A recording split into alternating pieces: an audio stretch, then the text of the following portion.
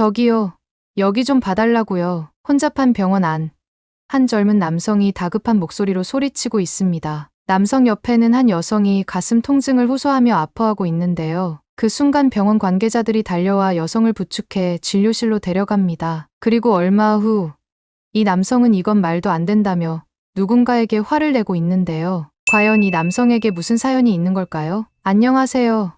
저는 조시라고 해요. 뉴욕에 사는 평범한 미국인이죠. 그러고 보니 뉴욕이 평범하다고 하면 좀 우습겠네요. 세계적인 대도시니까요. 하지만 제 인생은 제가 사는 뉴욕처럼 그다지 화려하지 않았어요. 어릴 때부터 힘든 일이 많았거든요. 우선 어렸을 때 아버지를 교통사고로 잃었어요. 그때부터 우리 가족의 삶이 많이 바뀌었죠. 어머니 혼자 저를 키우시느라 고생이 많으셨어요. 저도 어린 나이에 아르바이트를 시작했고요. 그래도 우리는 잘 버텨냈어요. 서로를 의지하면서 말이에요. 하지만 미국에서 살아가는 게 쉽지만은 않았어요. 돈이 많다면 살기 좋은 나라지만 그렇지 않다면 살기 힘든 나라죠. 특히 의료비 때문에 걱정이 많았어요. 미국의 의료 시스템이 얼마나 엉망진창인지 아세요? 저희 같은 평범한 사람들에겐 정말 최악인데 한 번은 제가 독감에 걸려서 병원에 갔었는데 진료비가 무려 $500나 나왔어요. 그것도 보험 적용 후에 말이에요. 약값은 또 따로였고요. 이게 말이 되나 싶었죠. 그냥 감기 하나 때문에 일주일 월급이 날아간 거예요. 그래서 저희 같은 사람들은 웬만하면 병원에 안 가려고 해요. 정말 급하지 않으면 참는 거죠. 어떤 때는 아파 죽을 것 같아도 그냥 집에서 버티곤 했어요. 병원비 때문에 파산하느니 차라리 죽는 게 낫다고 생각하는 사람들도 많아요. 슬픈 현실이죠. 근데 어느 날 어머니가 갑자기 가슴 통증을 호소하셨어요. 저는 너무 놀라서 어쩔 줄 몰랐죠. 병원에 가야 한다고 했지만 어머니는 괜찮다고 하셨어요. 하지만 저는 알았어요. 어머니가 병원비 걱정 때문에 참고 계시다는 걸요. 결국 어머니 상태가 너무 안 좋아져서 911에 전화를 걸었어요. 구급차가 왔고 어머니를 병원으로 옮겼죠. 그런데 이게 웬일이에요? 나중에 구급차 이용료로만 $1200가 청구된 거예요. 그것도 5분 거리를 간 것뿐인데 말이에요. 병원에서는 어머니가 심장 질환이 있다고 했어요. 스텐트 시술이 필요하다고 하더라고요. 그런데 그 비용을 듣고 저는 정말 눈물이 났어요. 보험 적용 후에도 몇만 달러가 든다는 거예요. 저희에겐 감당할 수 없는 금액이었죠. 한 달을 바쁘게 일해서 버는 돈이 $2000인데 몇만 달러는 제가 어떻게 할 수 없는 금액이라 생각했죠. 어머니도 이 사실을 아셨는지 결국 시술을 포기하셨어요. 대신 약물 치료를 받기로 했죠. 하지만 그것도 만만치 않았어요. 매달 약값으로만 수백 달러가 들어갔으니까요. 저는 밤낮 없이 일했어요. 어머니 약값을 벌기 위해서요. 그렇게 살다 보니 점점 지쳐갔어요. 이게 과연 사는 건가 싶었죠. 매일 아침 일어나면 두려웠어요. 오늘은 또 어떤 의료비 폭탄이 떨어질까 하고요. 그렇게 미국에서의 삶이 점점 버거워졌어요. 그러던 어느 날 우연히 인터넷에서 한국의 의료 시스템에 대한 글을 봤는데 처음엔 믿기지 않더라고요.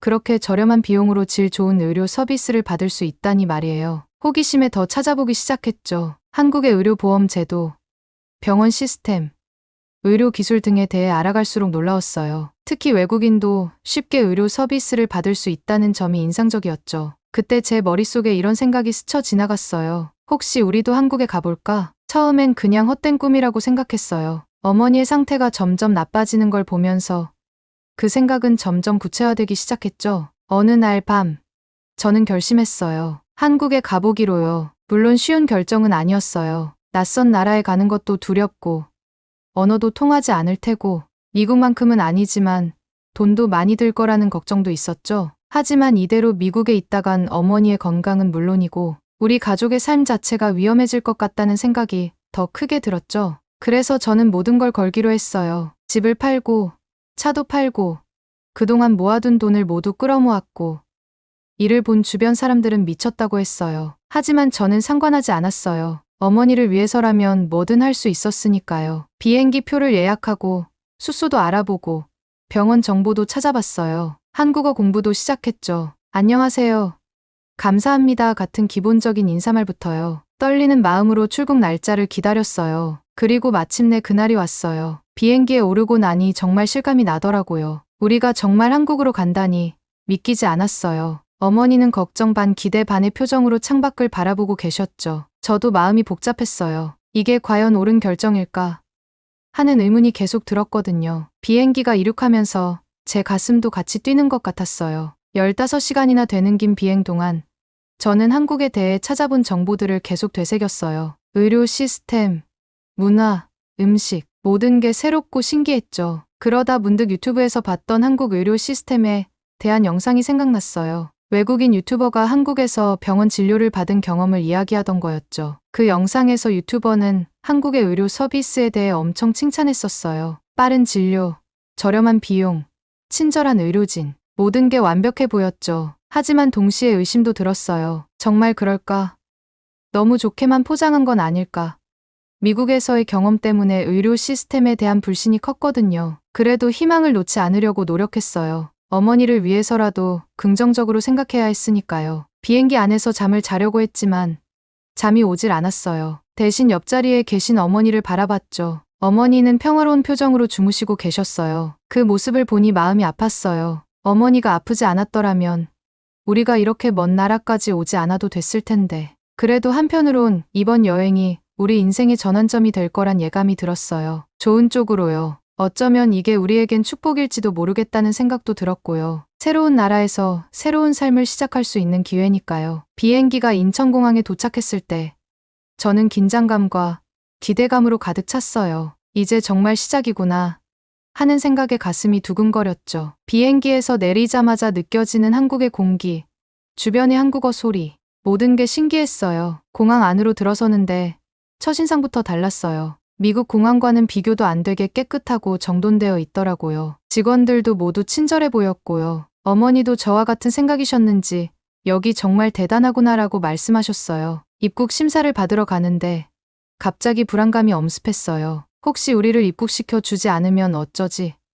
의료 목적으로 왔다고 하면 거절당하는 건 아닐까? 하는 생각들이 머릿속을 스쳐 지나갔죠. 하지만 그건 기회에 불과했어요. 입국 심사관은 우리를 친절하게 맞아주셨고 별다른 문제 없이 입국할 수 있었어요. 오히려 환영합니다라는 말까지 해주시더라고요. 그 순간 안도감이 밀려왔어요. 짐을 찾고 공항을 빠져나오는데 문득 이제 어떻게 해야 하지? 라는 생각이 들었어요. 아픈 어머니를 모시고 왔기 때문에 저렴한 숙소보단 돈이 좀 들더라도 좋은 호텔에서 지내게 해드리고 싶어서 호텔을 미리 예약해뒀지만 어떻게 가야 할지 몰랐거든요.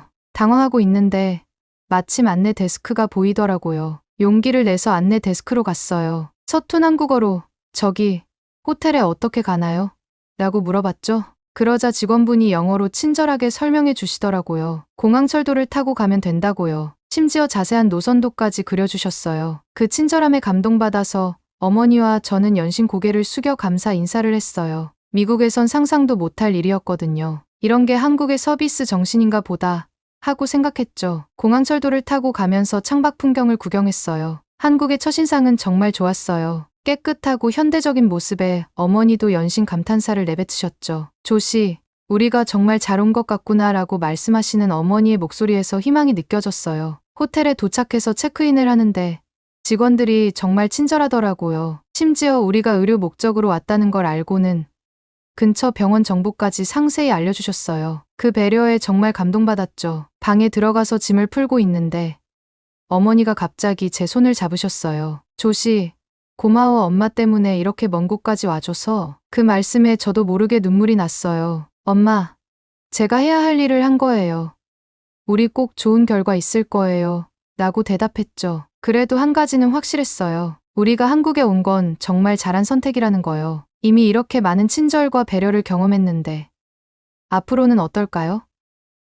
특히 병원에서는 어떨지 정말 기대됐어요. 미국에서의 악몽 같은 경험이 여기선 없었으면 좋겠다고 간절히 바랐죠. 다음 날 아침, 눈을 뜨자마자 서둘러 준비를 마치고 호텔에서 조식을 먹었어요. 한국식 조식이 나왔는데 처음 보는 음식들이라 당황스러웠지만 의외로 맛있더라고요. 특히 된장찌개라는 게 있었는데 그 깊은 맛에 완전 반해버렸어요. 식사를 마치고 호텔 직원에게 물어보니 삼성서울병원까지 가는 방법을 친절하게 알려주더라고요. 지하철을 타고 가면 된다고 하셨는데 솔직히 좀 걱정됐어요. 미국에서도 지하철을 자주 타봤지만 언어가 다른 나라에서 대중교통을 이용하는 건 처음이라 그래도 용기를 내서 지하철역으로 향했어요. 역에 도착해보니 또 한 번 놀랐죠. 미국의 지저분하고 어두운 지하철역과는 천지 차이였어요. 깨끗하고 밝은 분위기에 첨단 시설까지 마치 영화 속 미래 도시에 온 것 같았어요. 티켓을 사는 것부터 난관이었죠. 영어 안내가 있긴 했지만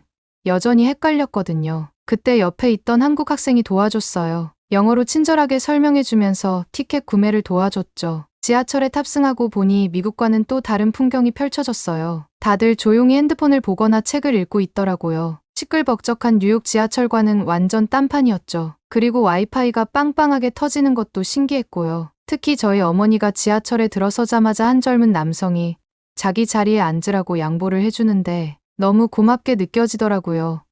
이 사람들은 나이 든 사람을 공경하는 게 습관처럼 몸에 배어있구나 라는 생각이 들었죠. 병원에 도착해 로비에 들어서니 안내 데스크가 보여서 다가갔어요. 서툰 한국어로 저 진료 예약했는데요 라고 말했더니 직원분이 바로 알아채고 영어로 응대해 주시더라고요. 그분 말씀으로는 외국인 전용 국제진료센터가 따로 있다고 해요. 거기로 안내해 주셨는데 그곳에서 우리를 맞이한 건 유창한 영어를 구사하는 한국인 직원이었어요. 그분이 모든 절차를 상세히 설명해 주셨죠. 건 그 다음이었어요. 국민건강보험에 가입할 수 있다고 하더라고요. 외국인도 가능하대요. 보험료는 한 달에 10만 원 정도라고 하는데 미국에서 내던 보험료의 10분의 1도 안 되는 금액이었어요. 게다가 보장 범위는 훨씬 넓다고 하더라고요. 그 자리에서 바로 가입 신청을 했어요. 절차도 간단했고 친절하게 도와주셔서 어렵지 않았죠. 보험 가입이 완료되자 안도감이 밀려왔어요. 이제 어머니의 치료비 걱정을 조금은 덜 수 있겠다 싶었거든요. 진료 순서가 되어 진료실에 들어갔는데 의사 선생님이 정말 친절하셨어요. 어머니의 상태를 꼼꼼히 체크하시고 모든 걸 상세히 설명해 주셨죠. 미국에서는 의사 얼굴 보기도 힘들었는데 여기선 의사가 직접 이렇게 시간을 들여 설명해 주시다니 신기했어요. 검사 결과 어머니의 상태가 생각보다 심각하다고 하더라고요. 심장 스텐트 시술이 필요하다고. 순간 가슴이 철렁 내려앉았어요. 미국에서의 악몽이 떠올랐거든요. 하지만 의사 선생님의 다음 말씀에 안도할 수 있었어요. 걱정 마세요. 여기서는 최첨단 장비와 실력 있는 의료진들이 있습니다. 게다가 건강보험 적용을 받으면 비용 부담도 크지 않을 거예요. 정말 그 말씀을 듣는 순간 눈물이 났어요. 미국에서는 상상도 못할 일이 여기서는 현실이 되고 있었거든요. 어머니도 안심하신 듯 했고요. 진료를 마치고 나오는데 머릿속이 복잡했어요. 기쁨과 안도감, 그리고 약간의 불안감이 뒤섞인. 그래도 이제 희망이 보이는 것 같았어요. 어머니를 꼭 안아드리면서 말했죠. 엄마, 우리 잘 해낼 수 있을 거예요.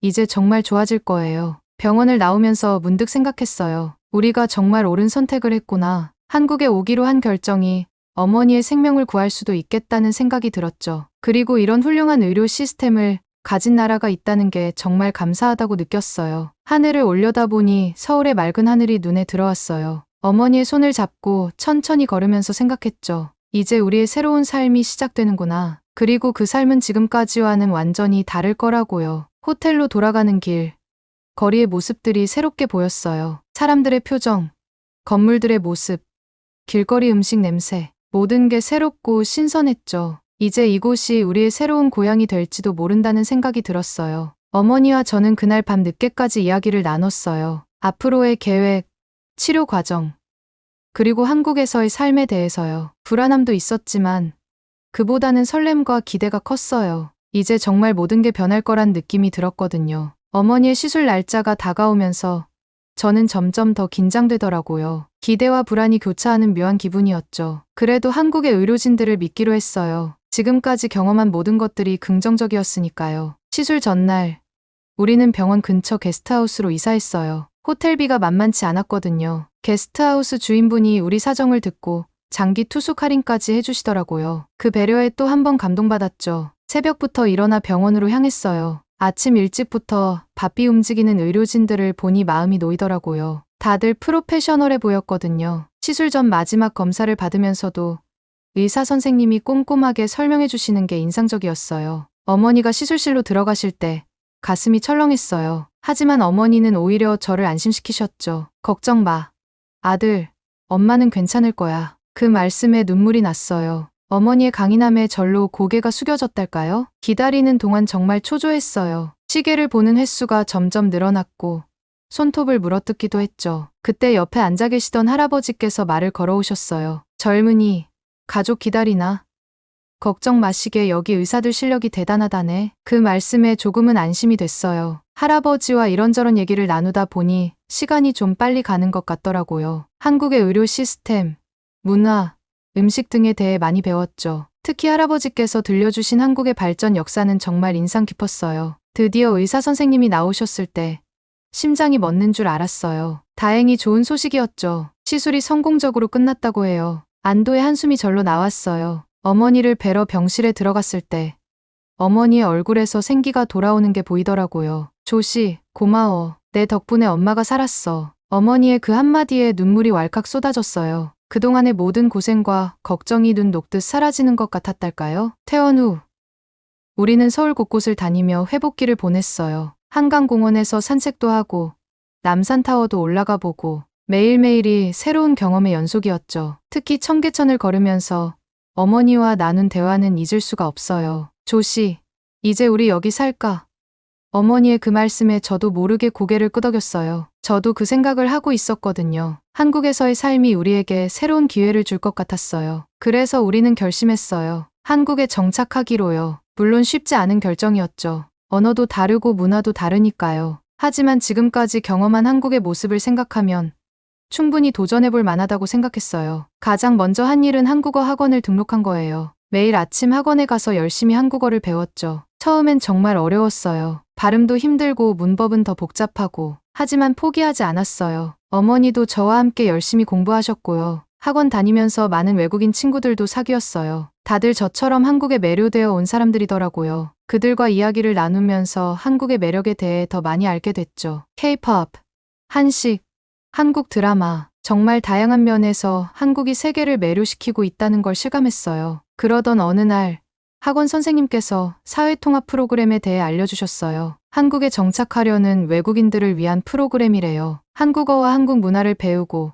나중에는 영주권도 신청할 수 있다고 하더라고요. 어머니와 상의 끝에 우리는 그 프로그램에 등록하기로 했어요. 매주 토요일마다 수업을 들으러 다녔죠. 한국의 역사, 문화, 법률 등 다양한 내용을 배웠어요. 처음엔 어려웠지만 점점 재미를 느끼기 시작했어요. 서로 돕고 살아가는 모습. 그게 바로 우리가 한국에서 경험한 친절과 배려의 근원이었던 거죠. 프로그램을 통해 한국 사회에 대한 이해도 깊어졌어요. 빠른 경제 성장의 이면에 있는 노력과 희생, 현대와 전통이 공존하는 모습, 끊임없이 발전하려는 의지 등 한국이라는 나라가 점점 더 매력적으로 다가왔죠. 물론 어려움도 있었어요. 가끔은 향수병에 시달리기도 했고 문화 차이로 인한 오해도 있었죠. 하지만 그때마다 우리를 따뜻하게 대해주는 한국 사람들 덕분에 이겨낼 수 있었어요. 어느새 6개월이 지나고 우리의 한국어 실력도 많이 늘었어요. 이제는 간단한 대화는 물론 뉴스도 어느 정도 이해할 수 있게 됐죠. 어머니도 동네 아주머니들과 수다를 떨 정도로 한국어가 늘으셨고요. 그러던 어느 날 어머니가 제게 말씀하셨어요. 조씨, 우리 정말 잘 왔구나. 이제 이곳이 우리 집인 것 같아. 그 말씀을 듣는 순간 가슴이 뭉클해졌어요. 맞아요. 이제 한국은 우리의 새로운 집이 된 거예요. 한국에서의 생활이 점점 익숙해지면서 저는 이곳에서의 미래를 진지하게 고민하기 시작했어요. 어머니의 건강도 많이 좋아지셨고 우리의 한국어 실력도 나날이 발전하고 있었거든요. 그러던 어느 날 사회통합 프로그램 선생님께서 취업에 대한 정보를 주셨어요. 외국인을 위한 취업 박람회가 열린다고 하더라고요. 솔직히 처음엔 망설여졌어요. 제가 과연 한국에서 일할 수 있을까? 언어도 문화도 다른데. 하지만 어머니께서 등을 떠밀어 주셨죠. 조씨, 넌 할 수 있어. 지금까지 잘해왔잖아. 그 말씀에 용기를 내어 박람회에 참가하기로 했어요. 박람회장에 들어서는 순간 놀라움을 금치 못했어요. 이렇게 많은 회사들이 외국인 인재를 찾고 있다니. 부스마다 돌아다니며 정보를 수집했는데 특히 IT 회사들이 눈에 띄더라고요. 미국에서 컴퓨터 공학을 전공했던 게 도움이 될 것 같았어요. 그 중에서도 한 스타트업 회사가 정말 마음에 들었어요. 글로벌 시장을 겨냥한 앱을 개발 중이라고 하더라고요. 제 경험과 언어 능력을 높이 평가해 주셨고 면접 제안까지 받았어요. 그 순간 가슴이 두근거리더라고요. 이게 바로 기회구나 싶었죠. 면접 준비하는 동안 정말 힘들었어요. 한국어로 전문적인 용어를 설명하는 게 쉽지 않았거든요. 하지만 포기하지 않고 매일 밤 늦게까지 공부했어요. 유튜브로 한국어 IT 용어도 배우고 한국 회사 문화에 대해서도 공부했죠. 드디어 면접 날이 왔어요. 긴장된 마음으로 회사에 도착했는데 분위기가 생각보다 편안하더라고요. 면접관들도 제가 한국어로 대답하려고 노력하는 모습을 긍정적으로 봐주셨어요. 덕분에 점점 자신감이 생겼고 제 생각과 경험을 잘 전달할 수 있었죠. 면접이 끝나고 일주일 후 기다리던 연락이 왔어요. 합격이래요. 그 순간의 기쁨이란 정말 말로 표현할 수 없었어요. 어머니께 그 소식을 전했을 때 어머니도 저도 함께 울었죠. 우리가 한국에 와서 이뤄낸 첫 번째 큰 성과였으니까요. 첫 출근 날 정말 가슴이 떨렸어요. 회사 건물에 들어서는데 마치 꿈만 같았어요. 제가 정말 한국 회사에서 일하게 되다니. 동료들도 정말 친절하게 맞아주셨고 제가 적응할 수 있도록 많이 도와주셨어요. 일하면서 한국의 업무 문화를 직접 경험하게 됐어요. 빨리빨리 문화, 회식 문화, 위계 질서. 처음엔 적응하기 힘들었지만 시간이 지나면서 그 속에 담긴 의미를 이해하게 됐죠. 특히 팀워크를 중요시하는 문화가 인상 깊었어요. 물론 어려움도 있었어요. 가끔 의사소통에서 오해가 생기기도 하고 업무 스타일의 차이로 갈등이 생길 때도 있었죠. 하지만 그때마다 동료들과 대화를 통해 해결해 나갔어요. 그 과정에서 제 한국어 실력도 많이 늘었고 한국 문화에 대한 이해도 깊어졌어요. 일을 시작하고 얼마 지나지 않아 회사에서 해외 출장 기회를 줬어요. 미국 실리콘밸리에서 열리는 IT 컨퍼런스에 참석하게 된 거죠. 처음에는 걱정도 됐지만 동시에 정말 기뻤어요. 제가 한국 회사를 대표해서 미국에 간다니 상상도 못했거든요. 출장을 다녀온 후 회사에서의 제 위치가 더 단단해졌어요. 영어 능력과 미국 문화에 대한 이해가 회사에 큰 도움이 됐거든요. 덕분에 더 중요한 프로젝트도 맡게 되고 연봉도 오르고 정말 꿈만 같았어요. 되돌아보면 정말 많은 일들이 있었네요. 힘든 일도 있었지만 그보다는 기쁘고 보람찬 일들이 더 많았어요. 특히 제 노력을 인정받고 성장해 나가는 과정이 정말 값졌죠. 이제는 한국에서의 삶이 더 이상 낯설지 않아요. 오히려 이곳이 제 진정한 집처럼 느껴져요. 출근길에 마주치는 이웃들과 인사를 나누고 점심시간에 동료들과 김치찌개를 먹으며 수다 떠는 것도 일상이 됐어요. 주말엔 어머니와 함께 한강공원을 산책하고 가끔은 동료들과 노래방에 가기도 하고요. 물론 아직도 배워야 할 게 많아요. 한국어는 여전히 어렵고 문화적 차이로 인한 오해도 가끔 생기죠. 하지만 이제는 두렵지 않아요. 오히려 이런 과정들이 제 삶을 더 풍요롭게 만들어준다고 생각해요. 가끔 미국에 있는 친구들에게 연락이 와요. 한국에서의 삶이 어떠냐고 물어보더라고요. 저는 자신 있게 대답해요. 정말 행복해. 이곳에서 새로운 삶을 시작했고 매일매일이 도전이자 기회야. 그리고 덧붙여요. 너희도 한번 와봐. 이 놀라운 나라를 직접 경험해봐야 해. 앞으로 어떤 일들이 기다리고 있을지 모르겠어요. 하지만 한 가지는 확실해요. 저는 이곳 한국에서 제 꿈을 이뤄나갈 거예요. 어머니의 건강, 제 커리어, 그리고 새로운 인연들. 이 모든 것들이 제 인생의 새로운 장을 열어주고 있으니까요. 물론 미국이라는 나라도 너무 좋습니다. 제가 태어나고 자란 제 고향이니까요. 하지만 저와 제 어머님이 같이 살기엔 좋은 기억보단 힘든 기억이 더 많았던 곳이기에 저는 지금 제가 살고 있는 한국이 가장 편하고 좋습니다. 지금까지 제 사연을 들어주셔서 감사해요. 일본 NHK 방송국의 한 기자가 현재 일본 열도를 강타하고 있는 태풍 산산을 취재하기 위해 규슈에 도착했습니다. 취재 준비를 마친 뒤 밖을 나서는 순간 훨씬 심각한 상황에 할 말을 잃고 대형 방송사고를 칠 뻔하는데요. 과연 무슨 일이 있었던 걸까요? 안녕하세요.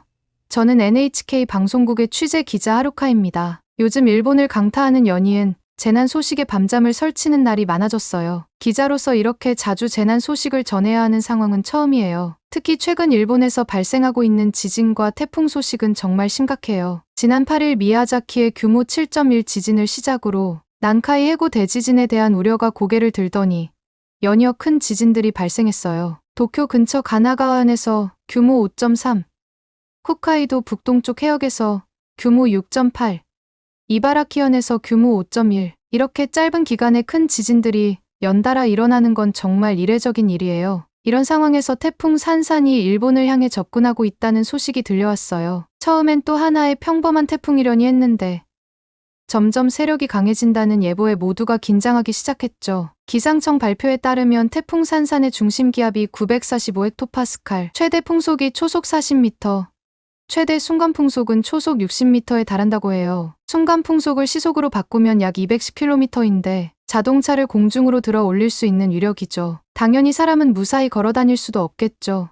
정말 엄청난 수준이에요. 7m 높이의 파도를 일으키고 나무를 뿌리째 뽑아낼 수 있는 위력이라니까요. 얼마 전 네덜란드의 한 주택가에서 비슷한 풍속의 토네이도가 불었는데 주택과 나무가 통째로 뜯겨 나가고 지붕이 순식간에 벗겨지는 걸 봤어요. 그런데 이번 태풍 산산이 그 정도 수준이라니 상상만 해도 아찔해요. 더 큰 문제는 태풍의 이동 경로예요. 일본 기상청 발표에 따르면 산산이 일본을 향해 직격으로 온다고 해요. 전 세계 기상청들도 일본 열도를 관통할 가능성이 높다고 예측하고 있죠. 이 소식을 들었을 때 정말 가슴이 철렁 내려앉았어요. 예상 경로를 보니 가고시마 인근에 상륙한 뒤 북동쪽으로 천천히 내륙을 관통해 일본 동부까지 간다고 해요. 사실상 일본 대부분의 지역이 태풍의 영향을 받는 셈이죠. 크린으로 태풍의 예상 경로를 보면서 마치 일본 전역을 세심하게 둘러보듯 구석구석을 훑고 지나가는 모습에 정말 소름이 돋았어요. 최근에 발생한 다른 태풍들은 한국은 비켜가고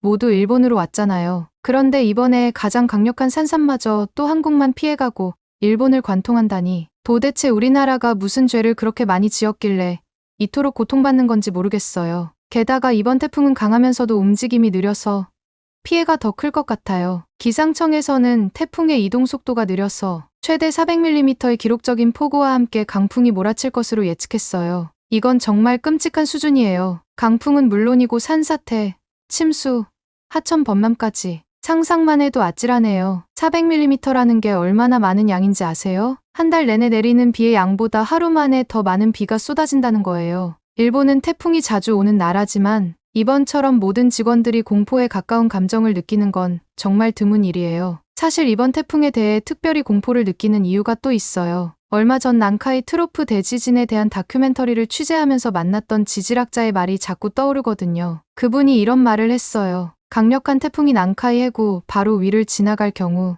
해저 지형에 영향을 미쳐 태풍이 지진을 촉발할 수 있다. 이 말이 갑자기 떠오르면서 정말 소름이 돋았어요. 이번 태풍 산산의 경로가 정확히 난카이 해구 바로 위를 지나가는 걸로 나타났거든요. 만약 이렇게 강력한 태풍이 해상에서 강한 바람과 파도를 일으키면 해저에 쌓인 침전물이 이동해 해저 지형의 변화를 일으키고 해저의 압력 상태까지 변화시킬 수 있대요. 얼핏 들으면 별거 아닌 것 같지만 1년에 겨우 5cm 움직이는 해저 지형에는 아주 작은 변화만으로도 엄청난 차이가 날 수 있다고 해요. 특히 난카이 해구 같은 깊은 해저 지형에서는 침전물의 이동이 지질학적 불안정을 야기할 가능성이 훨씬 더 높다고 하더라고요. 이런 상황의 심각성을 느낀 일본의 일부 시민들, 특히 고위 관료들 사이에서는 실제로 일본을 탈출하려는 정황까지 포착되고 있어요. 솔직히 말하면 최근에는 제 친구들 중에서도 저보고 한국으로 도망가서 살자고 농담 반 진담 반으로 얘기하는 친구들이 많아졌어요. 이런 상황에서 제가 할 수 있는 건 현장에 가서 직접 취재하는 것뿐이에요. 직업의 본분을 다하는 거죠.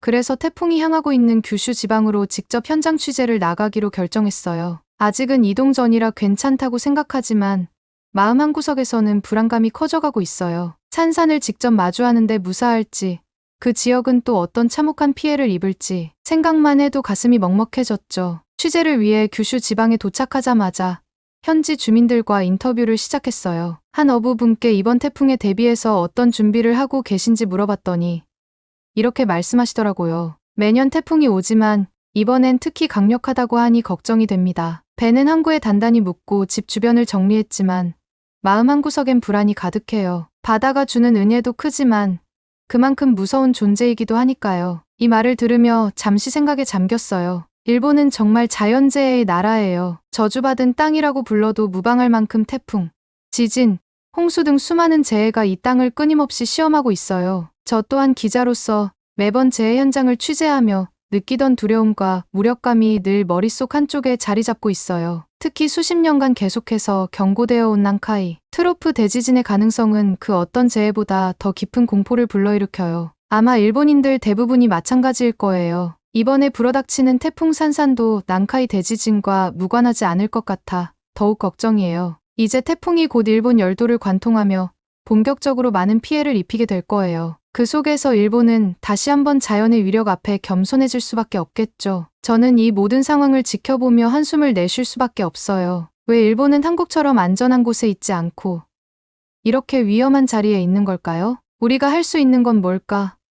저는 아무리 생각해도 답이 떠오르질 않아요. 사실 그 지질학자의 말처럼 우리가 할 수 있는 건 대비하고 기다리는 것뿐일지도 모르겠어요. 그러나 그런 불확실한 미래를 기다리는 것만이 답일까요? 태풍 산산이 다가오는 가운데 저는 문득 1년 전 한국 기상청을 취재했던 경험이 떠올랐습니다. 당시 한국의 기상예보 시스템을 취재하러 갔다가 정말 놀라운 광경을 목격했거든요. 서울 기상청에 들어서자마자 눈앞에 펼쳐진 광경에 입이 떡 벌어졌습니다. 거대한 스크린 위로 한반도 전체의 기상 상황이 실시간으로 펼쳐지고 있었어요. CCTV 영상, 드론 촬영 화면, 시민들이 보내온 제보 사진까지 모든 정보가 한눈에 들어왔습니다. 더 놀라운 건 이 모든 정보가 AI에 의해 실시간으로 분석되고 있다는 거였어요. 한국 기상청의 김 과장님이 설명해 주셨죠. 이 시스템은 실시간으로 수집되는 모든 데이터를 AI가 분석해 위험 지역을 예측하고 최적의 대응 방안을 제시합니다. 그 말을 듣는 순간 일본의 시스템이 떠올라 마음이 무거워졌습니다. 우리는 아직도 수동으로 데이터를 입력하는 과정을 거쳐야 하는데 한국은 상황이 발생하자마자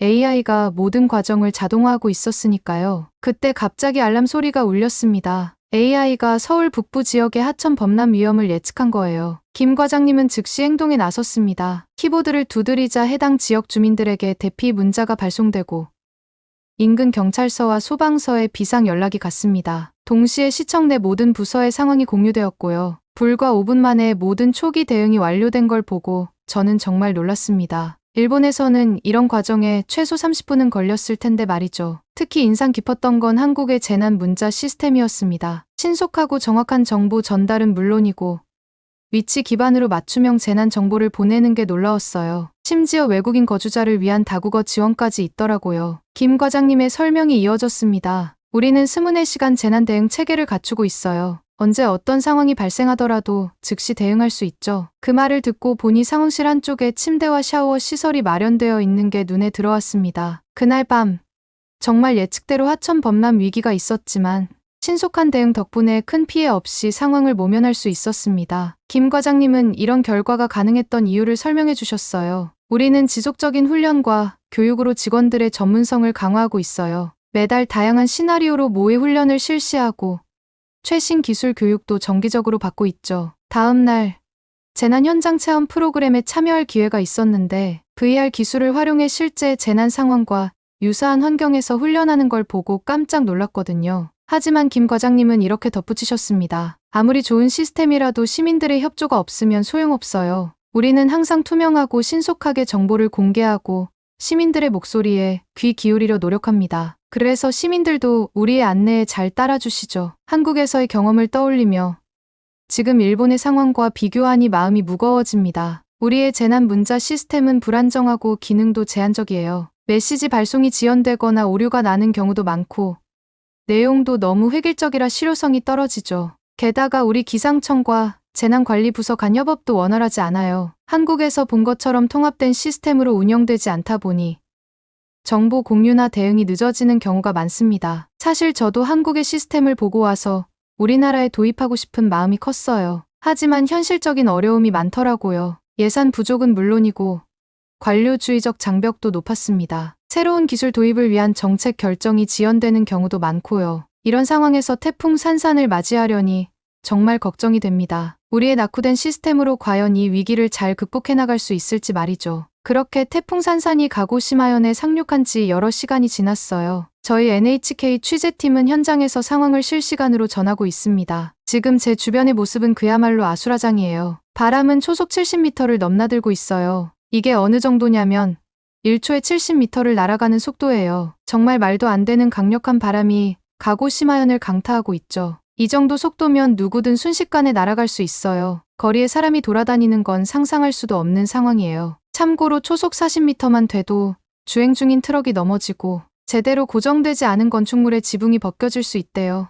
그런데 지금은 그 2배에 가까운 속도로 바람이 불고 있으니까요. 숙소의 창문이 마치 뜯겨나갈 듯이 세차게 흔들리고 있어요. 바람 소리가 방 안까지 울릴 정도로 거세요. 저는 카메라를 켜고 방 안에서 바깥을 촬영하며 이 순간을 기록하고 있어요. 그게 제가 할 수 있는 전부예요. 일본은 평소 재해에 대해 철저하게 대비하고 수많은 시뮬레이션과 교육을 통해 국민들의 안전을 지키려 노력해왔어요. 하지만 이렇게 강력한 재해 상황을 마주하면 인간은 언제나 자연의 힘 앞에서 나약한 존재임을 깨닫게 돼요. 인간의 힘으론 아무것도 할 수 없다는 생각에 그저 무사히 지나가길 기도하고 있을 뿐이죠. 이런 상황에서 더욱 안타까운 건 대피소의 현실이에요. 제가 방문한 가고시마현의 한 대피소는 정말 충격적이었어요. 사람들이 서로 고함을 지르며 다투고 있었고 일부는 배식대 앞에서 음식을 서로 차지하려고 밀치고 있었어요. 대피소 관리자는 지친 표정으로 저를 맞이했어요. 처음에는 잠잠하던 시민들이 재난 상황이 길어질 것 같다는 느낌이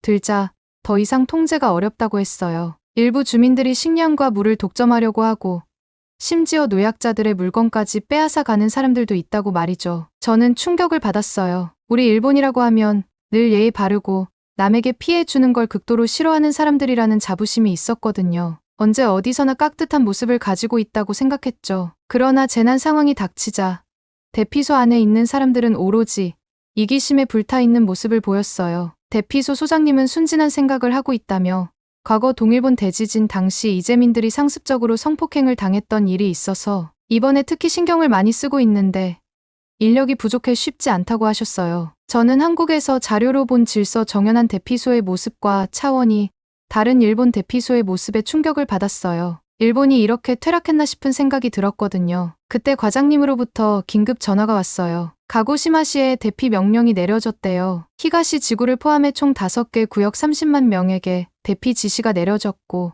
긴급 재난 문자도 이미 3차례 발송했다고 하더라고요. 하지만 제 휴대폰을 확인해보니 긴급 재난 문자는 한 통밖에 오지 않았어요. 이마저도 문제가 있나 싶었죠. 대피소 관리자에게 이 사실을 알리고 추가 인원을 수용할 준비를 해달라고 요청했지만 관리자는 고개를 저었어요. 이미 수용 한계를 넘었고 더 이상은 불가능하다는 대답이었습니다. 급히 본부에 연락해 대피소 현황을 파악했어요. 가고시마 시내에 총 50개의 대피소가 개설되어 있었고 수용 가능 인원은 15만 명이었어요. 하지만 이미 12만 명이 대피한 상태였고 앞으로 더 많은 인원이 몰릴 것으로 예상되었습니다. 비상 식량과 물자 준비 상황도 확인했어요. 3일치 식량과 물이 준비되어 있었지만 이 상황이 장기화될 경우 부족할 것 같았어요. 특히 일부 시민들의 이기적인 행동으로 인해 공평한 분배가 어려워지고 있었죠. 저는 한국에서 배운 대피소 운영 시스템을 적용해보려 했어요. 식량 배분 시스템을 체계화하고 자원봉사자를 모집해 질서 유지에 힘쓰려 했죠. 하지만 결과는 참혹했어요. 대부분의 사람들은 자신의 안위만을 걱정할 뿐이었고 질서 있게 줄을 서는 것조차 거부했어요. 자원봉사자 모집도 쉽지 않았습니다. 한국에서 보았던 재난 대응 시스템의 효율성과 시민들의 협조적인 태도가 그리워졌어요. 한국 사람들은 오히려 위기 시에 더 잘 뭉치는 것 같았거든요. 코로나 때도 자발적으로 방역 수칙을 지키고 태안 앞바다에 기름이 유출되었을 때도 전 국민이 자원봉사를 위해 태안으로 모였다고 하더라고요. 통신망 불안정으로 인해 정보 전달이 지연되는 바람에 긴급 재난 문자가 제때 전달되지 않아 일부 지역 주민들은 대피 명령을 늦게 받은 것 같았어요. 이로 인해 대피소로 향하는 도로가 더욱 혼잡해지고 새로운 위험 상황이 발생할까 걱정이 되더라고요. 재난으로 인한 피해보다 이렇게 대피소에서 추가적인 인명 피해가 생길까봐 말이죠. 이런 상황을 보면서 우리 일본의 재난 대응 시스템과 시민 의식에 대해 깊이 고민하게 됐어요. 예전부터 일본인들이 자랑스럽게 여기던 질서와 예의는 어디 간 거지? 왜 이런 재난 상황에서 서로를 돕지 못하고 이기적으로 변할까? 태풍 산산의 현장 취재를 마치고 돌아온 후 저는 더욱 큰 불안감에 시달리고 있습니다. 태풍의 위력도 무서웠지만 그보다 더 큰 공포가 제 마음을 짓누르고 있어요. 바로 난카이 트로프 대지진에 대한 우려입니다. 얼마 전 만났던 지질학자의 말이 자꾸 떠오릅니다. 태풍이 난카이 해구 위를 지나가면서 해저 지형에 영향을 미칠 수 있고 이는 대지진을 촉발할 수 있습니다. 이 말을 들은 후로 잠을 이루기가 힘들어요. 난카이 트로프는 일본 열도의 남서쪽 해저에 위치한 거대한 해구입니다. 여기서 발생할 것으로 예측되는 대지진은 일본 전체를 흔들어 놓을 수 있는 엄청난 규모라고 해요. 지진 발생 이후 쓰나미가 무려 건물 10층 높이 이상으로 밀어닥칠 것으로 예상된다니 상상만 해도 끔찍합니다. 전문가들의 예측에 따르면 이 지진으로 인해 가옥 수백만 채가 부서지고 사망자가 30만 명 이상 발생할 수 있다고 합니다. 경제적 피해는 수천조 원에 달할 것으로 보이고 일본 경제가 한순간에 무너질 수도 있다고 해요. 최근 몇 년간의 기록을 살펴보면 일본 내 지진의 빈도가 기하급수적으로 늘어나고 있어요. 특히 최근에 이례적으로 연이어 발생하는 지진들은 지질 전문가들도 당황하게 만들고 있죠. 이런 잦은 지진 발생이 대규모 지진의 전조 현상일 수 있다고 하니 마음이 더욱 무거워집니다. 이런 상황에서 제 친구 유키에게서 연락이 왔어요. 유키는 얼마 전 한국으로 여행을 갔다 왔대요. 그녀의 말을 들으니 한국이 정말 부러워졌어요. 하루카, 너도 한번 한국에 가봐. 여기는 정말 평화롭고 안전해. 지진 걱정도 없고 태풍도 거의 안 와.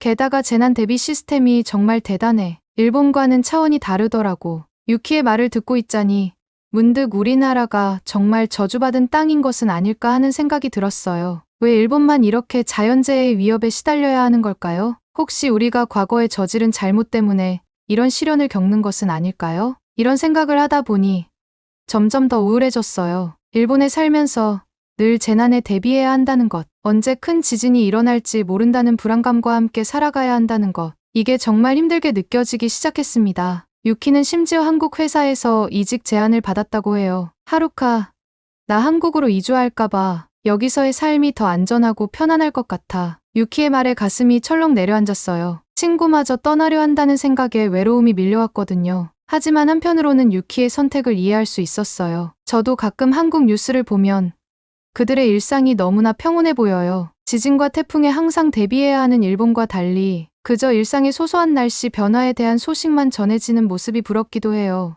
이런 생각을 하다 보면 일본의 현실이 너무나 비참하게 느껴져요. 우리는 언제나 자연의 위협 속에서 살아가야 하고 그 위험에서 완전히 벗어날 수 없다는 사실이 또한 살면서 마음 한켠에 자리 잡고 있죠. 특히 이번 일을 계기로 일본의 현재와 미래에 대해 스스로 깊게 고민을 해봤어요. 이번 재난 대응 과정에서 드러난 일본 정부의 대처에 대한 아쉬움, 늦은 예보와 대피 명령, 원활하지 않은 긴급 재난 문자 시스템, 그리고 대피소 운영 체계도 개선이 필요하다고 생각했죠.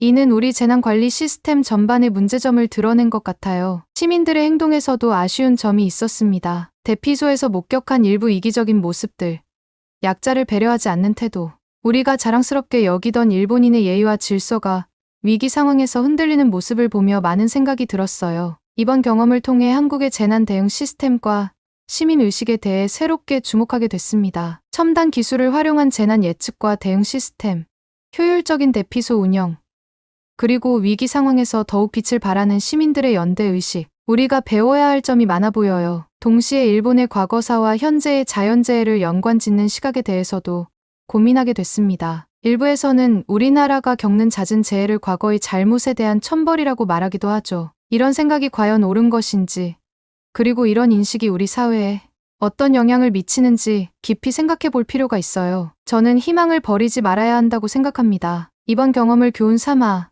우리는 더 나은 재난 대응 시스템을 구축할 수 있을 거예요. 첨단 기술을 도입하고 시민들의 의식을 높이는 교육을 강화하며 정부의 대응 능력을 개선할 수 있을 거예요. 동시에 우리는 과거의 잘못을 진정성 있게 반성하고 이웃 국가들과의 관계를 개선해 나가야 합니다. 이는 단순히 재해를 피하기 위함이 아니라 진정한 의미에서 더 나은 국가가 되기 위한 노력이 될 거예요. 개인적으로 저는 이번 경험을 통해 제 역할에 대해 다시 한번 생각하게 됐습니다. 단순히 재난 상황을 보도하는 것을 넘어 우리 사회의 문제점을 지적하고 개선 방안을 제시하는 책임 있는 언론인이 되어야겠다고 다짐했어요. 마지막으로 우리 모두가 변화의 주체가 되어야 한다는 점을 강조하고 싶습니다. 정부나 시스템만 탓할 게 아니라 우리 각 개개인이 더 나은 시민이 되기 위해 노력해야 해요. 위기 상황에서 서로를 돕고 약자를 배려하며 공동체 의식을 갖추는 것부터 시작해야 합니다. 태풍 산사는 아직 일본을 강타하고 있습니다. 하지만 저는 이 위기를 우리 모두가 힘을 합쳐 잘 극복해 낼 수 있을 거라 믿습니다. 부디 이 태풍이 큰 피해 없이 지나가기를,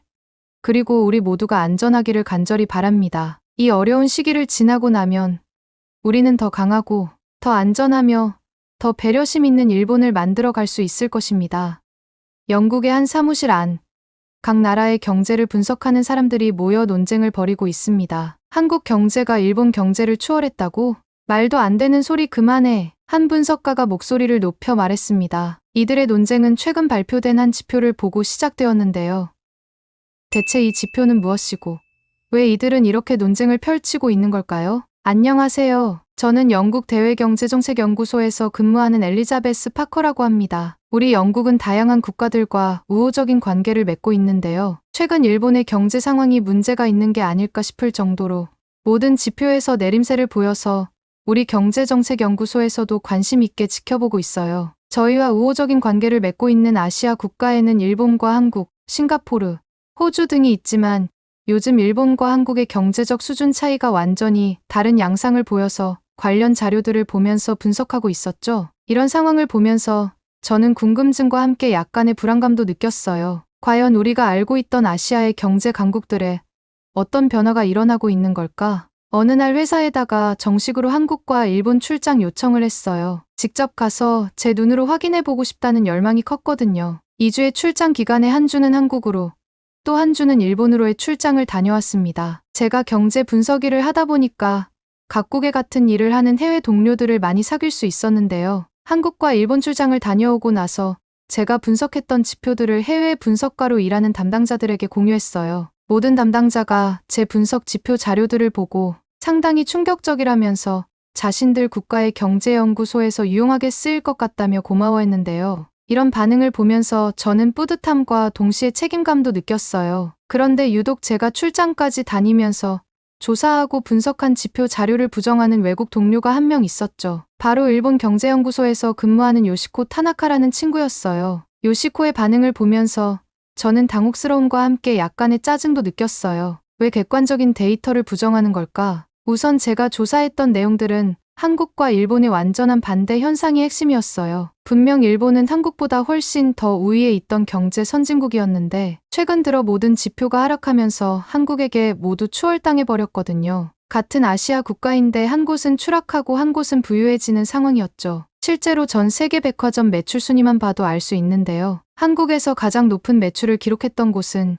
신세계 백화점이었는데 과거 항상 전 세계 백화점 매출 순위에서 최상위권을 지켜오던 일본의 백화점들은 2019년도 무렵까지 분명 일본이 부동의 1위와 2위를 기록했었거든요. 근데 해가 바뀌자마자 바닥부터 치고 올라온 한국에게 역전당해 버렸어요. 한국이라는 나라의 경제 성장이 과거 1970년대, 1980년대처럼 가파르게 상승하던 흐름은 완만해졌지만 지속적인 상승 그래프를 그리더니 결국엔 일본을 앞질러 한국, 신세계 백화점은 세계에서 가장 높은 매출을 기록하는 백화점으로 자리 잡게 되어버린 거죠. 항상 최상위권에는 일본의 백화점이 독점하다시피 했었는데 2022년도 들어서서는 한국 백화점은 부동의 1위 자리를 고수했고 뒤이어 있는 백화점들도 일본 백화점이 아닌 한국 백화점들이 2위에 등극하면서 일본의 파란만장했던 과거가 사라져 버렸으니까요. 이런 지표들을 보고 일본 경제연구소에서 근무하는 요시코 양은 노발대발하면서 완전히 잘못된 자료들이라며 부정하더라고요. 자신이 조사한 자료에 따르면 일본이 압도적으로 한국을 능가하고 있고 한국이 일본의 수준까지 따라오려면 앞으로 10년 이상이 걸릴 거라면서 저에게 제대로 조사한 게 맞냐면서 성질을 어찌나 부리는지 귀가 아파서 혼났습니다. 그러면서 당장 일본으로 오라고 하더라고요. 일본의 진짜 모습들을 보여주겠다면서 말이죠. 이번 이슈가 잠잠해지던 어느 날 저는 회사에서 모처럼의 휴가를 받게 되었었는데요. 남자친구도 없었고 혼자 집에서 휴가를 모두 보낸다는 게 좀 그래서 해외를 나갔다 오기로 했었어요. 어디를 갈까 고민하다가 당연히 한국이 요즘 저희 영국에서도 워낙에 유명하고 저도 개인적으로 한국 아이돌 BTS를 좋아해서 한국에 가려고 했거든요. 그래서 한국경제연구소에서 분석가 일을 하다가 최근 본인 사업을 위해서 그만두었던 지수 씨에게 전화를 걸었고 지수 씨는 당연하게도 너무 좋다면서 한국에 오면 자신이 관광 안내자를 해주겠다고 하더라고요. 다음 날 비행기표를 예약하려는데 일본에 있는 요시코 양에게 전화가 왔었는데요. 요시코 양은 대체 언제 일본에 올 거냐면서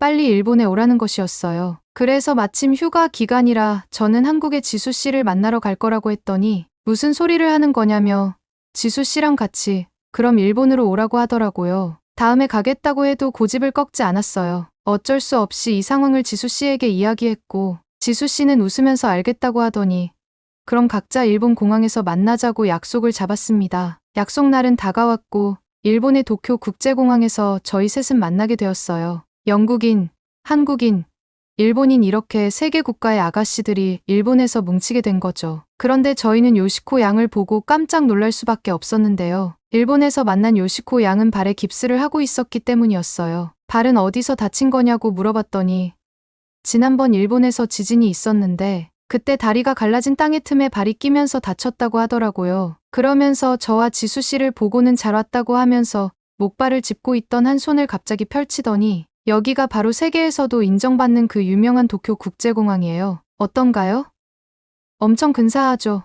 라면서 호들갑을 떠는 게 아니겠어요? 참고로 요시코 양은 워낙에 보수적인 성격이어서 일본을 벗어난 적이 없는 완전 일본파예요. 그런 요시코 양을 보고 저는 속으로 정말 너무 한심해서 한숨이 절로 나왔었는데요. 그럴 만도 한 게 분명 얼마 전에 한국과 일본을 모두 다녀왔던 터라 이미 한국이 어느 정도 수준인지 일본이 어느 정도 수준인지 알 만큼 알아서였죠. 그걸 모를 리 없을 텐데 저렇게 느닷없이 허세를 부리니 꼴 보기 싫더라고요. 제 눈에 보이는 일본 도쿄공항은 한국의 인천국제공항에 비교하면 한참 수준이 떨어진다고 생각하고 있었거든요. 근데 옆에서 그 모습을 지켜보던 지수 씨는 요시코 양이 그런 모습에 이렇게 이야기하는 거예요. 정말 요시코 양 말대로 멋진 공항이에요. 분명 지수 씨는 자신들의 인천공항이 훨씬 더 웅장하고 수준이 압도적이라는 걸 알 텐데 요시코 양이 기분 나쁠까봐 세심하게 배려하려고 하는 모습이 보이더라고요. 저희는 배도 고프고 해서 밥을 먹으러 공항 밖으로 나가 도쿄 시내로 갔었는데요. 요시코는 일본 도쿄에서 인기 있는 가정식을 먹으러 가자고 했었고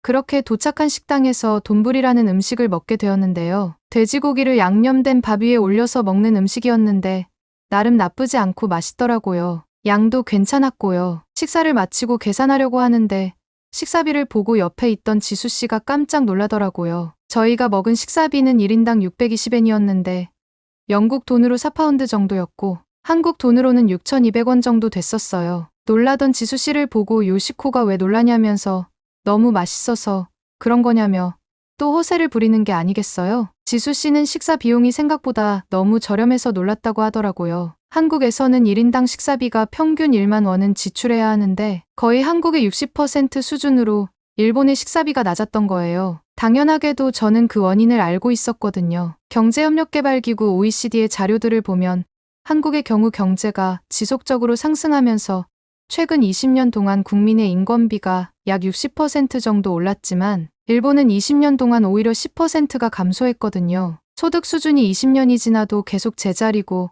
오히려 마이너스를 기록하다 보니 이런 현상이 나타난 건데요. 세계에서 손꼽히는 경제 대국이라고 불렸던 일본은 정말 가난해지고 있어요. 옆에서 그 이야기를 했더니 요시코 양은 무슨 말도 안 되는 소리를 하는 거냐면서 또 화를 내더라고요. 아니 이건 내가 조사한 게 아니라 경제협력개발기구 OECD가 발표한 자료들에 명시되어 있는 거라고 했더니 다 잘못된 거라면서 일본은 유통 절차를 단순화하고 마진율을 줄여 국민에게 저렴한 식사비를 제공하기 위한 캠페인을 하고 있어서 그런 거지 절대 소득 수준이 떨어져서가 아니라면서 목에 핏대까지 세웠어요. 하지만 이건 분명한 사실이었어요. 실제로 일본의 물가 수준은 동남아시아권의 베트남이나 필리핀과 같은 수준으로 떨어지고 있는 게 사실이니까요. 그에 반해서 한국은 지수 씨가 함께 와서가 아니라 확실히 반대로 한국은 경제적으로도 점점 발전되고 있음이 체감되는데요.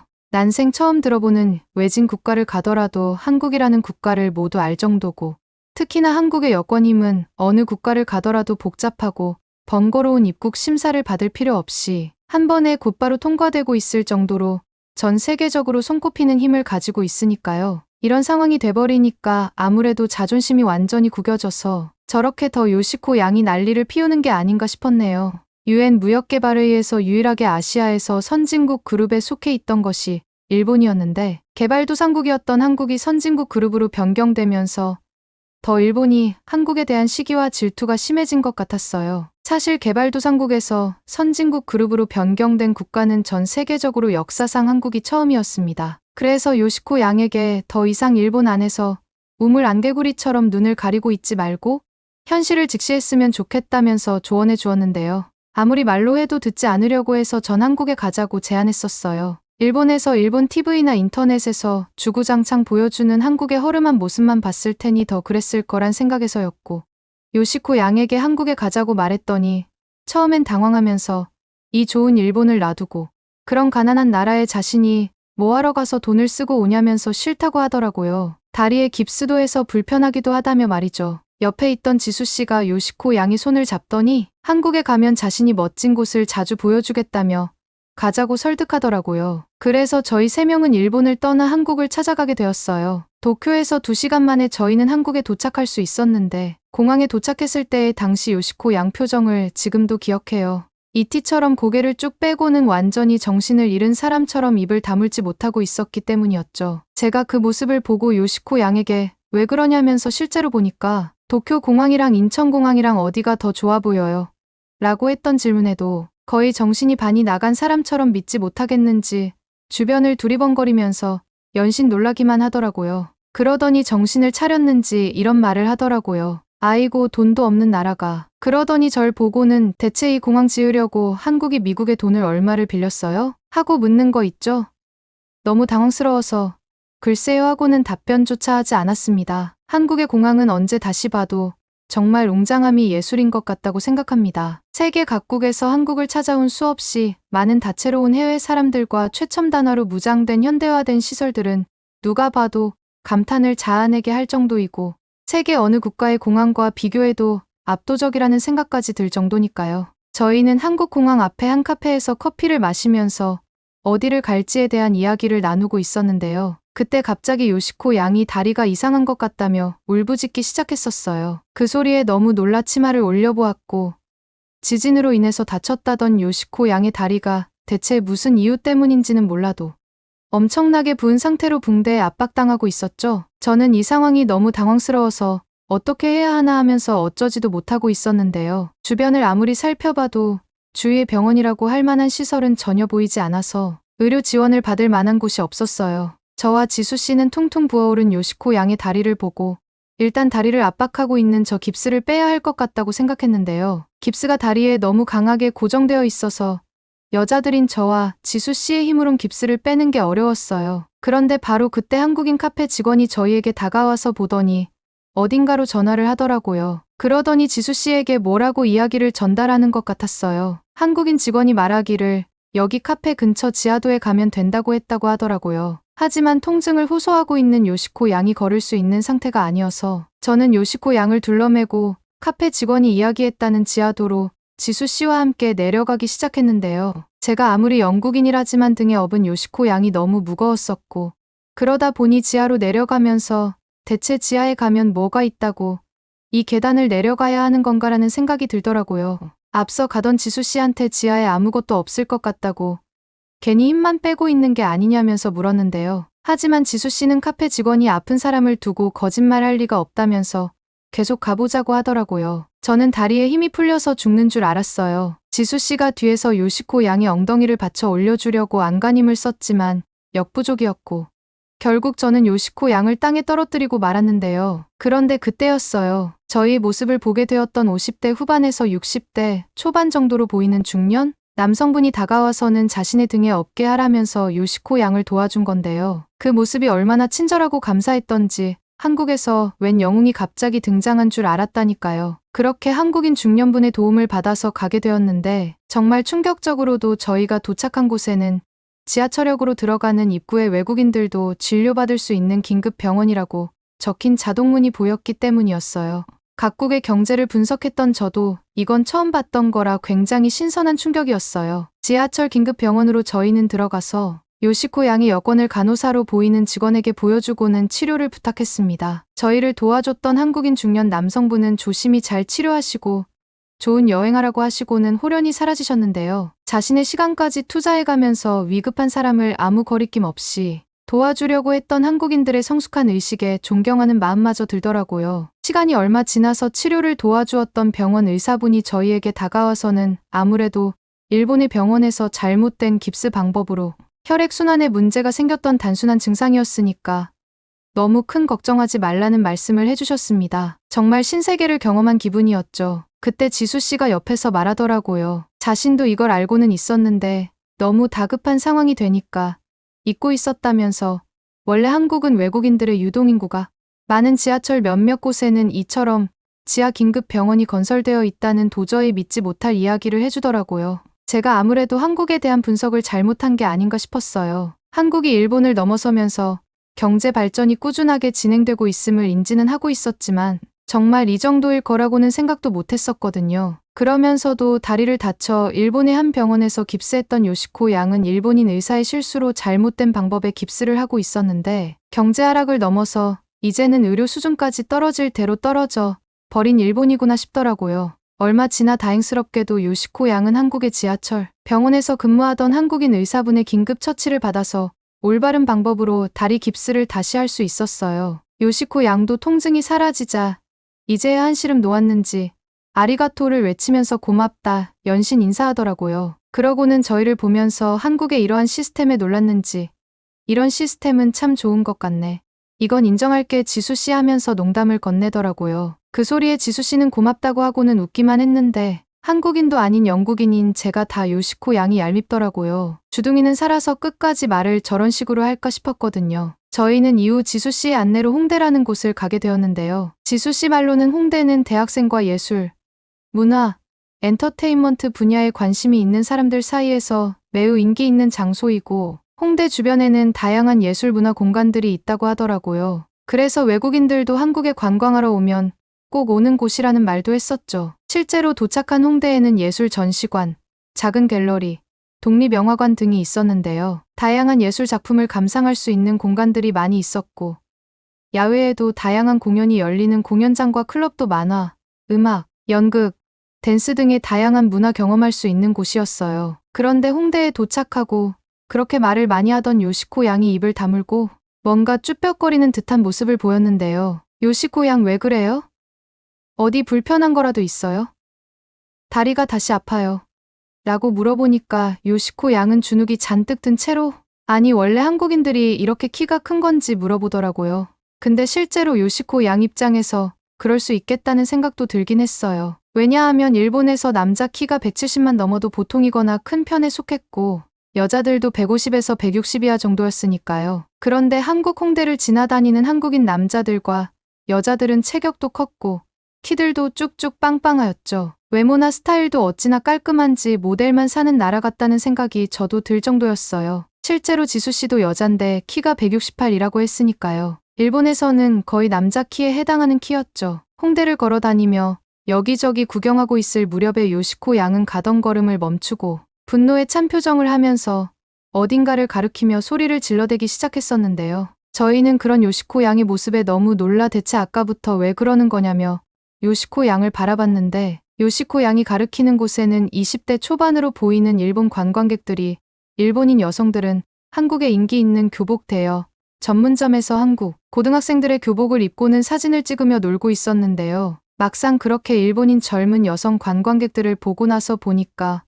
홍대 주변에 한국을 찾아온 일본인 MZ 세대 관광객들이 엄청 많이 있는 거예요. 한국의 화장품 가게부터 한국의 펜시점, 한국의 의류 전문점 등등 곳곳에 일본 MZ 세대들이 있었고 요시코 양이 크게 분노했던 것 중에 하나는 홍대의 길거리 좌식 점포에서 즉석에서 한국인 이름을 지어주는 장명소가 있었는데 일본 MZ 세대들이 그 장명소에 줄지어 서서는 한국인 이름을 만들고 있는 모습 때문이었어요. 그 모습에 요시코 양은 나라가 잘못돼도 한참 잘못됐다면서 그 자리에서 눈물까지 보이더라고요. 요시코 양을 진정시키기 위해서 근처 카페에 들어가 앉아 달래주었는데요. 요시코 양은 일본인들은 원래 일본 이름에 대해 상당한 자부심들을 느끼고 있다고 하더라고요. 일본에서 이름이란 역사와 문화의 한 일부로 여기고 있고 자신의 이름을 통해서 일본인으로서의 정체성과 소속감을 느끼기까지 한다고 했었는데요. 그렇게 일본인의 일본 이름이 개인적인 문화적인 사회적인 큰 의미를 담고 있는 아주 중요한 요소인데 다른 나라도 아닌 우리 일본보다 한참 뒤떨어지던 한국에 와서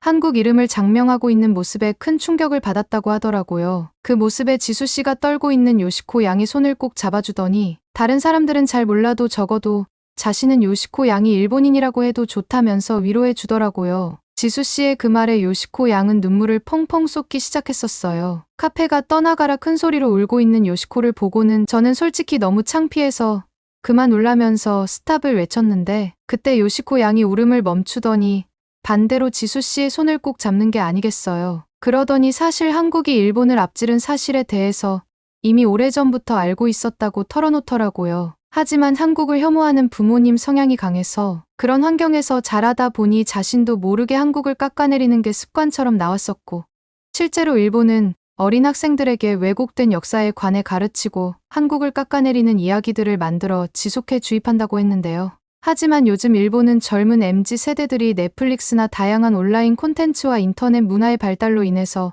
진실을 일본의 어른들이 만들어 놓은 교육 자료가 아닌 온라인 콘텐츠를 보고 사실을 기반한 내용들을 습득하다 보니 예전처럼 한국을 혐오하거나 하는 풍토 자체가 일본 MZ세대에게서는 찾아보기 힘들다고 하더라고요. 그러면서 지금 카페 밖으로 보이는 저 많은 일본 MZ세대들이 그것을 반증하는 거라면서 말이죠. 그날 이후로 각자의 나라로 돌아갔는데요. 이번 일본과 한국 여행에서 여행 그 이상의 뜻깊었던 일을 하게 된 것 같아서 뿌듯하더라고요. 지금 요시코 양은 예전엔 그렇게 경제 분석 지표들을 부정했던 모습은 모두 사라지고 오히려 요시코 양 스스로가 현실을 반영한 참된 지표들을 만들고 공유하고 있을 정도니까 정말 괜찮은 여행이 아니었나 싶어요.